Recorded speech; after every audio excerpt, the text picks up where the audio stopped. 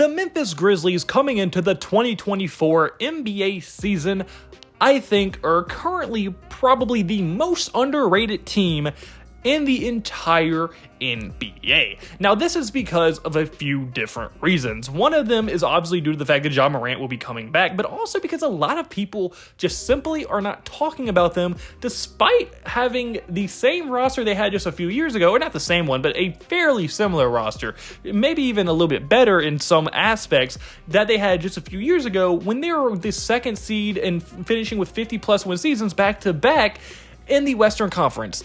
And still yet, nobody is talking about them, despite at the time them being a very hyped up team and looking like a team that could legitimately become a problem going into the future. So I'm getting to a few reasons why I think personally the Memphis Grizzlies are on pace to really shock the NBA and really reassert themselves as one of the better teams in the Western Conference and maybe even in the entire NBA going into next season, and why I think a lot of people are sleeping on them. So if that does sound interesting, please watch the video all the way through, hit the like button, subscribe button, and that's word me. And without further ado, without running on too much, let's get right into this video. And to really set the foundation for what I'm going to build this video on top of, we're going to have to just go back in time a little bit, back to the 2022 season, where the Memphis Grizzlies were the last time they had a healthy / unsuspended Ja Morant. And he was leading them to a 51-31 record and the second seed in the Western Conference, being their second straight season of finishing it with 50-plus wins, showing that they were a legitimate, sustained, good team, and they looked like they were going to be a good team for a very long time. And until Ja Morant became the gunslinger of the NBA, you could call him a real sharp shooter, and got himself suspended for the majority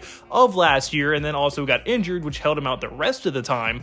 They really struggled only last year because Ja Morant wasn't there, and you could say take the best player off of any team and they're going to be a much worse version than they were before. But I'm going to be saying why I don't think it is a completely bad thing that they had such a bad season this year, as they only finished 27-55, and how I think despite them falling out of the media spotlight and not getting a lot of attention, I think they definitely deserve it and are very much set on pace to get back right where they were, and maybe even a little bit better, as they were able to do some very good things. Despite not having a lot of wins, I still think they're able to set up this team for when Ja Morant gets back to have instant success once again. As although, like I said, they didn't have a lot of success last season, they still had a few good things come out of it, as Jaren Jackson Jr. got tons of experience as being a number one option that he never would have gotten if Ja Morant was still healthy. Jaren Jackson Jr. is a beast of a player. He's one of the best defenders in the NBA. He can score about 15, 18 points any given night, and he's just all around a very good power forward in this league.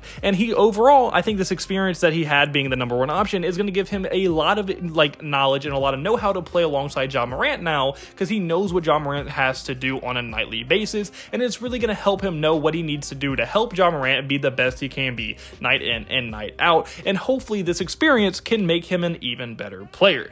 And then on top of that, they also obviously got Marcus Smart. Now, Marcus Smart, I think he's kind of a Dillon Brooks replacement, and I think Marcus Smart is better than Dillon Brooks as well. Maybe not offensively, but he's an unbelievable, just great defender in this league. He's a great emotional guy. He's one of the best role players you can have in the NBA, and he pretty much perfectly fits what the Memphis Grizzlies want in their players, being a tough, rugged, defending type guy. And with Ja Morant healthy, they could be a very, very fun backcourt to watch because of how good Marcus Smart is on the defensive side of the ball. And then on top of that, they now have back-to-back drafts where they have added some very, very nice pieces, as this year they drafted Zach Edey, and they were only able to do that because they had a very bad season. And then also they drafted G.G. Jackson. Now, G.G. Jackson, I don't know how they managed to get him 2 years ago, how he fell that far in the draft, but they were able to snag him, and he looks like an absolute steal for them and one of the better role players going into next season, and hopefully he can really make a name for himself going into next year. And then another very nice thing that has happened due to this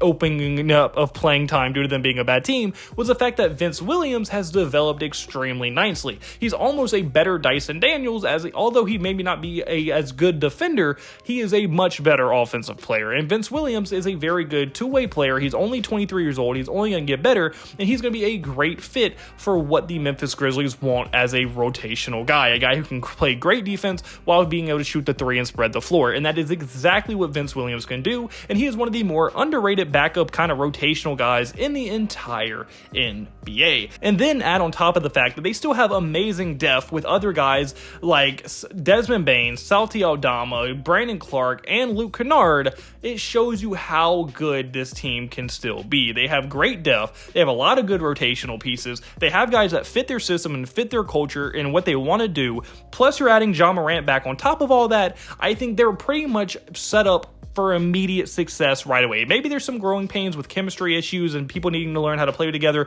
and adding Ja Morant back into the system, but I think overall those growing pains should be kind of ironed out through training camp and through preseason, and hopefully they can hit the ground running and really play at their highest level, because I really think this team has a potential to be very, very good with how many good depth pieces they do have. Because let's just sit back and really reflect what this roster is going to look like going into next year when they are fully healthy. They're going to have their duo of Ja Morant and Jaren Jackson Jr. That is their star duo who's going to be doing the bulk of the lifting. Ja Morant, I think a lot of people forget how insanely good this dude was. Even in the few games he had healthy last year, he really made an impact and really helped them win games when he was back. And they looked like they might even make a playoff push until he got injured. Ja Morant is legitimately one of the best players in the entire NBA when he has a head on his shoulders and when he is healthy. That's how good Ja Morant is. He can lead your team to the playoff. He is a superstar level player. And then Jaren Jackson Jr., his partner in crime, is one of the best defensive players in the league, while also being a very solid offensive player as well. And being able to space the floor from that big man position is extremely important when you're playing with a guy like Ja Morant, who lives around the basket. So these two really play really well together, and they do different things and really help the team win in many, many different ways. So the star duo is extremely, extremely complementary, and they play very good together. Add on top of the fact that they have continued to add to a young core that's now a young trio of role players in Edey, Vince Williams, and Gigi Jackson, who all have pretty high ceilings and can really help this team immediately. I think Edey might start for them, and Edey I think is going to be a great rebounder, great rim protector, and really just be a good partner with Jaren Jackson Jr. Vince Williams is going to be a great 3-and-D guy, and he's an extremely good defender and all around just a very solid role player.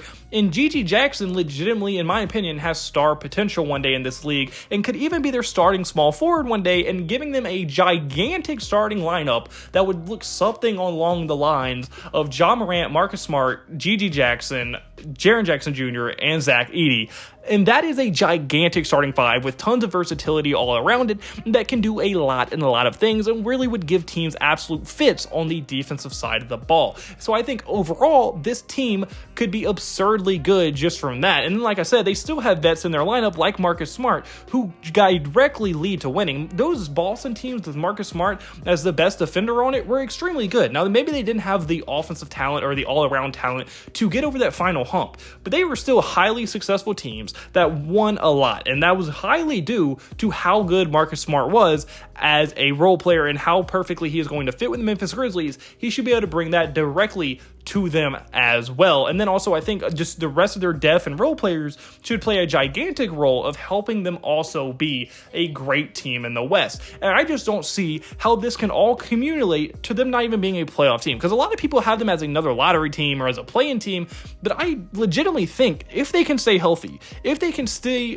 what we used to see them as and play as they used to play, there's no reason why this team shouldn't be great. Because don't forget, they still have guys like Desmond Bane, an absolute sharpshooter as well. Like, this team can do so many different things in so many different ways. They can be such a good two-way team as well.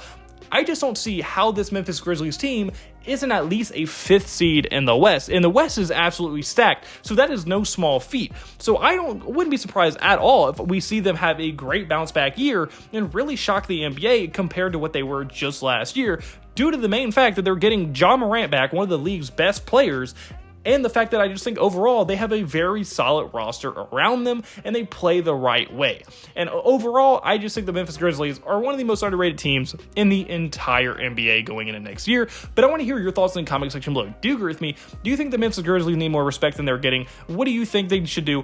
Do you think they're going to be good? Do you think they're going to be bad? I want your thoughts in the comment section below. And like point like button, subscribe button, and that support me. And I hope you have a blessed day, because I had a blessed day, so you need to have a blessed day. I'll go to you guys. See you next video. Goodbye. Boo. Blah, blah.